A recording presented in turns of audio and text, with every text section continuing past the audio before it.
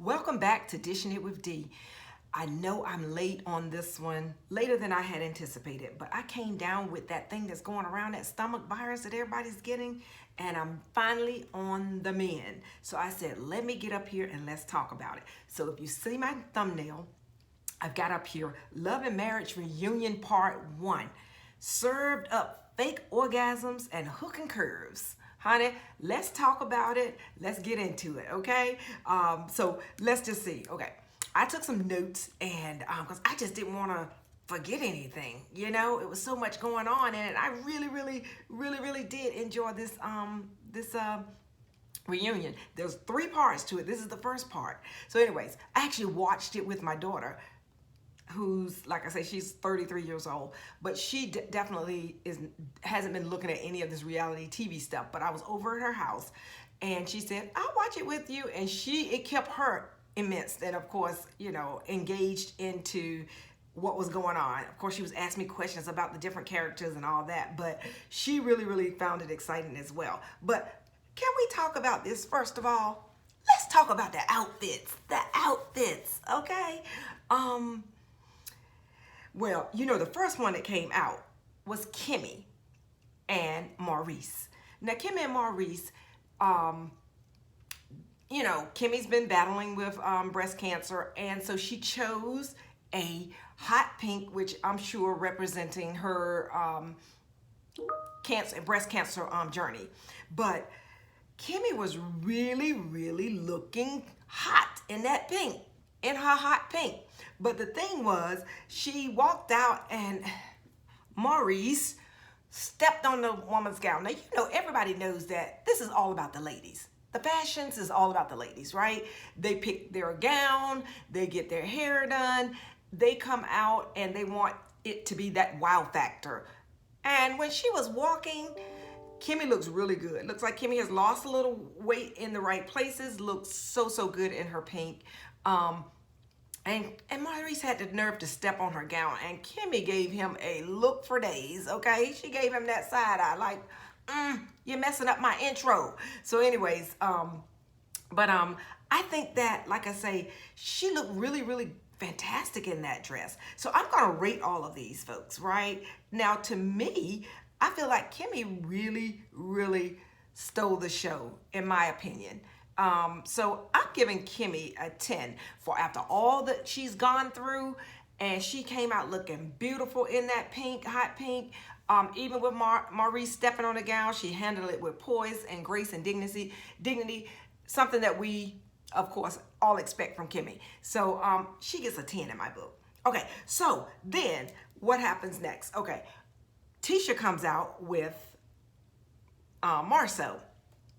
Now, Tisha is a very beautiful girl. Now, I don't know if they have a budget or something for a stylist, and she just never selects the right dress for her body type, in my opinion.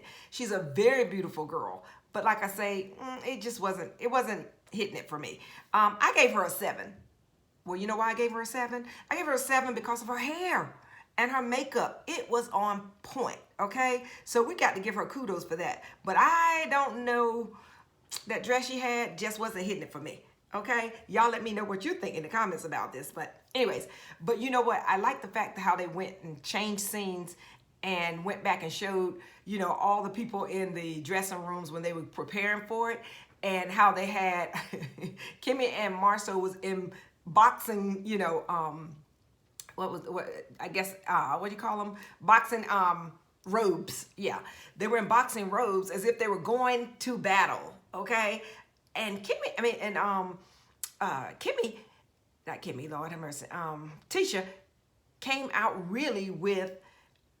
She was fired up. She was on 10, honey. She was ready for whatever they was dishing. She was ready, okay? So she had her boxing outfit on, so did Marceau, and they was ready for battle. Okay, so I thought that was real interesting. Tisha was charged, and she said she ready for battle, and she said, you know, she ain't letting no drinks being thrown on her tonight in her face. And but you know, one thing I wanted to just note was, and my daughter brought this up because she's a brown skinned girl. She said why did Carlos have to make that comment? Oh, you know, he made some comment about my brown skinned beautiful girl or something when Tisha came out. Why did he have to say something about brown? Why isn't she just beautiful to just be beautiful, regardless to what her skin tone is, right? I mean, why? Why does she even have to add that layer to it? Especially in the colorist society that we live in, everybody want to try to be the closer to white, the better off they think that they are or whatever. So I'm just saying, why not just say she was beautiful? You know, as if for a brown skinned girl, you're beautiful because you're not expecting brown skinned girls to be beautiful. So anyways, I don't know if you all, caught that or not. But anyways, my daughter did, and she raised it to me. And I was like, you're right. Why? Why did he have to always emphasize the brown part of her? She's just beautiful, period, regardless to what tone she is and all of that. But anyways, I thought I'd throw that out. Let's say, okay, so I gave Tisha a 7. I gave Kimmy a 10. And next came out was Stormy and Courtney.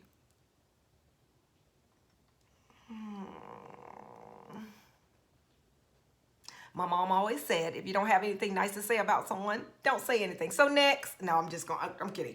I'm going to say something about it. These folks are really, they're supposed to be rich, I think. Like they're supposed to be pretty well off because her business took off and she's like really, really everywhere. Her products is in every store, Sally's, Target, you name it, Walmart, you name it, okay? I'm just wondering, who are these people getting to style them? First of all, they came out in a satin pink outfit. She gave him a matching. That man is like 6'5" or something, weighing looked like over 350 pounds, and she put him in a satin pink suit. And you don't have to be matchy-matchy. First of all, you don't have to be matchy-matchy.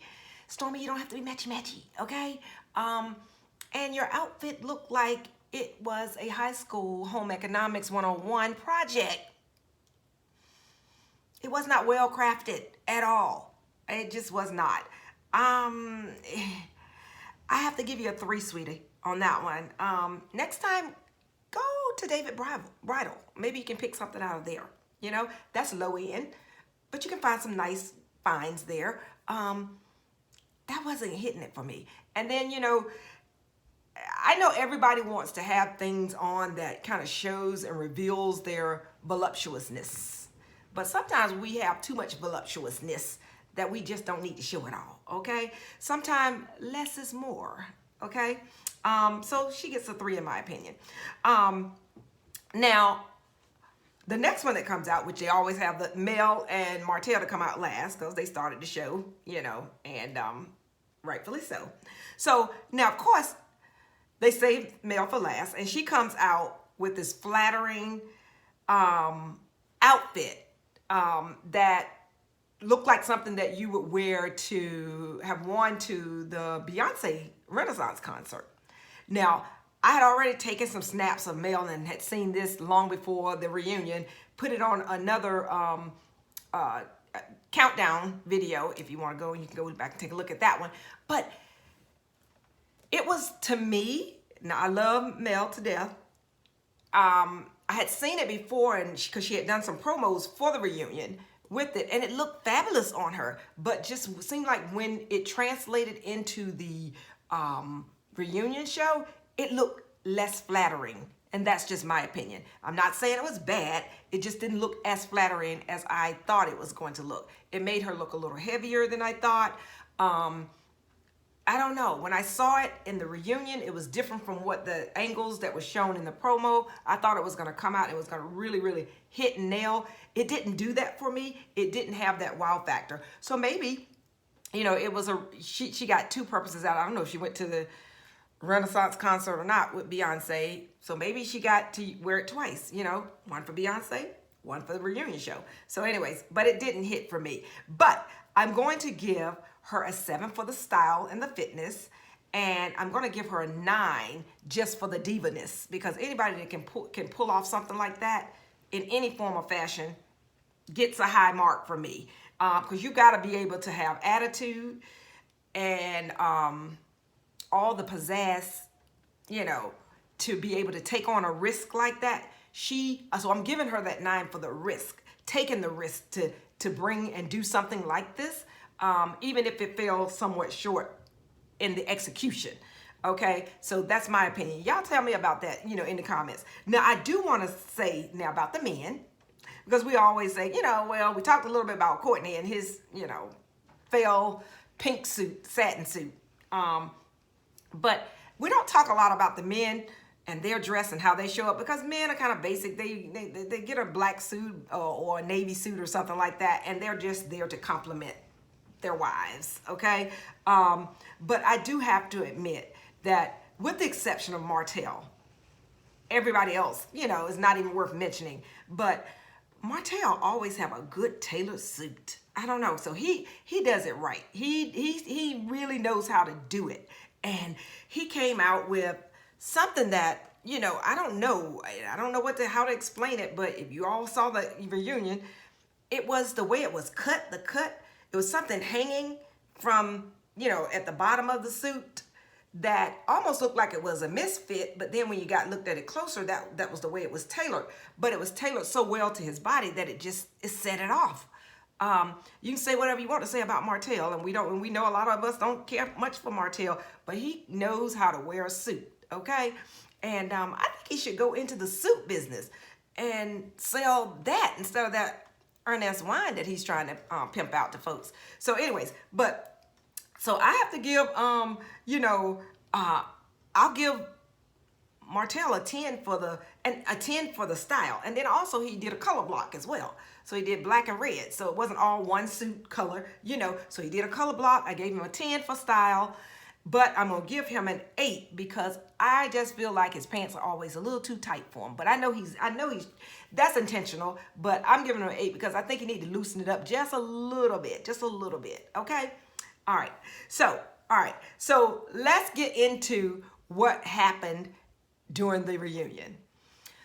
I think the biggest thing, and I'm just gonna highlight some of it. I'm not going into all of this, but I'm just give you the highlights that I thought was worthy of note, okay?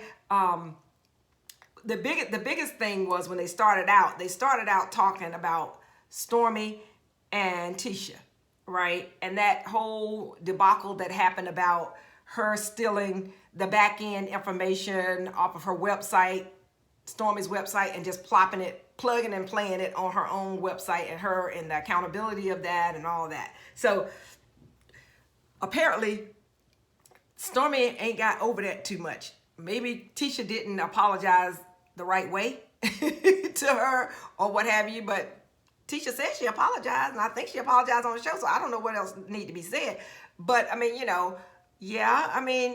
things happen. Yeah, next time Tisha should have more understanding of what's going on in the back end of building out a website. We all get that, but it didn't necessitate all of that back and forth that they were doing. Back and forth. I mean, it got really, really heated. Stormy was like, I gave you grace, what does she mean she gave grace? Does that mean that you could have pressed charges against her for, stealing stuff off your website? I mean, what was the grace that you gave her? She apologized for it. So I really didn't get that, why there was so much tension around that. And to the point, it was just back and forth. And I was like, look, Carlos, get control of this room. He let it go on and on, back and forth, way longer than I thought was necessary. And I was like, get control of the room, okay? And I think, to the point where Tisha ended up calling her and told her something about, girl, go take some pills or something like that. I was like, go pop some pills. It's like, what are you talking about? My recollection, and y'all correct me if I'm wrong, I looked at the whole season, but I thought that when the whole Tisha and Kiki moment where she, threw the drink on Tisha and all of that, and then they had the conversation, and Stormy was supporting Kiki in terms of about, just having a best friend that looked after her kid that was on drugs and stuff like that, and just understanding the journey of having knowing somebody that has an addiction and all of that. But I don't ever remember her saying that she personally was ever addicted to any drugs. That is Stormy. So what was that comment that Tisha was throwing about, girl, go pop some pills? She said she had a best friend that was on drugs, and that person had kept her baby or something like that. So I didn't get that, didn't understand it. But then Carlos put a stop to it, which I'm glad he did. So yeah, that was just I didn't really get that. So what happened after that? Okay, so you know, it, like I said, it just went back and forth, and I don't know whether or not Stormy is having some issues with some people trying to step into her arena in terms of what she's selling. Maybe she's like, there's all kinds of, there's enough money out here for everybody to get some, but why you got to come and step in my lane? My lane is hair care products.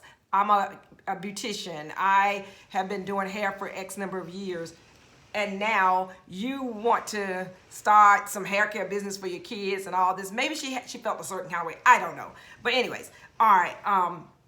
But let's say, okay, the next thing was, the big thing to me, which I really, really enjoyed this engagement, was the fact that, you know, when they were talking about, it started out with Kimmy and Maurice about the whole thing with him needing sex, even during her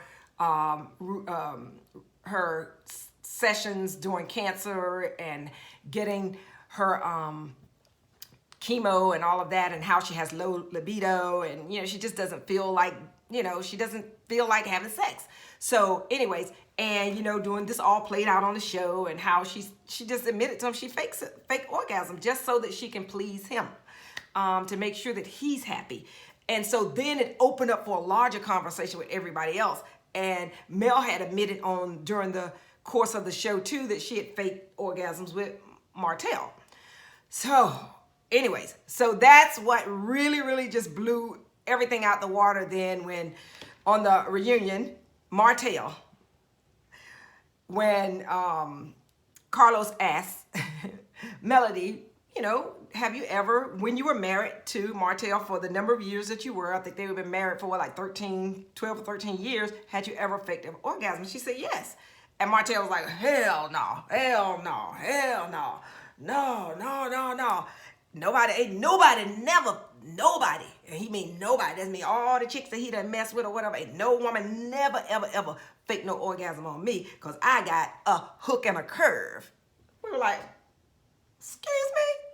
First of all,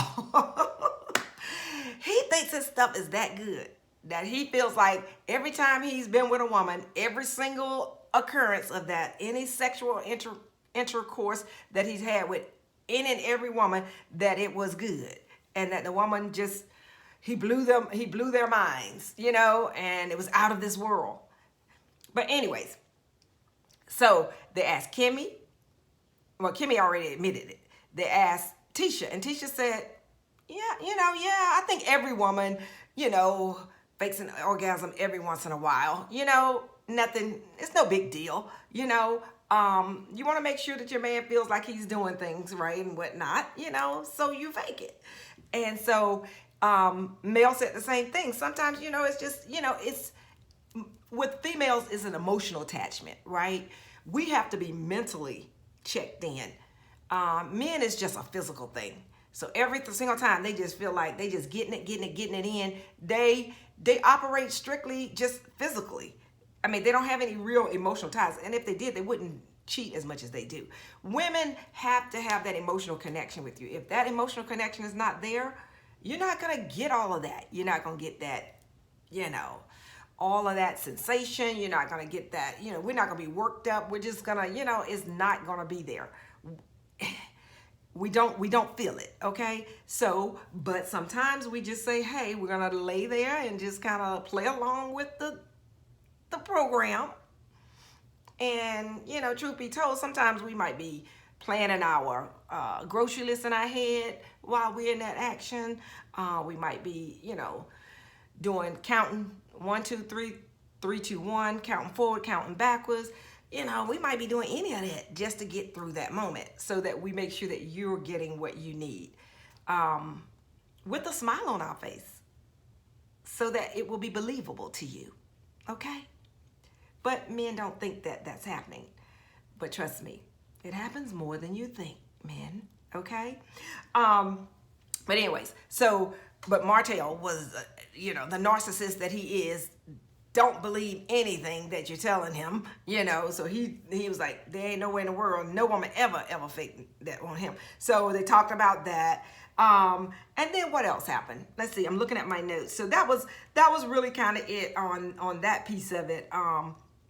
And so the next thing was they brought Marceau out back with just the women, which was very, very interesting, because I always say that Marceau is like Peter Thomas, or what like Peter Thomas was on the Real Housewives of Atlanta. He was that sixth or seventh, or whichever, however number Real Housewives wives were on the show. He was that sixth wife or that seventh wife. He was, because he was messy. He was like a woman. He was like, you know, he was like a woman. So